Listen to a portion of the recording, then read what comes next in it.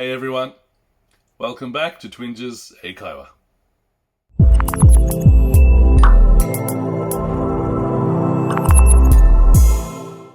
皆さん、こんにちは。Twinges 英会話です。Welcome back. 今日のワンポイントレッスンは Signature vs Sign。じゃあ、Signature からいきます。Signature は名詞。で、Signature 使うときは、動詞とくっつけなくちゃ。で、その3つの動詞ある。Write a signature, put a signature, and give a signature. 例えば、Please write your signature here. ここに署名を書いてください。Can you give me your signature? サインをいただけますか？ You need to put your signature here.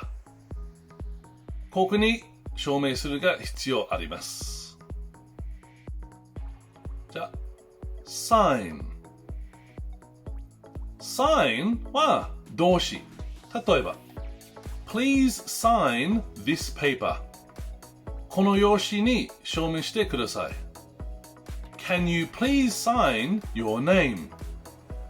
あなたの名前に証明してもらえますか？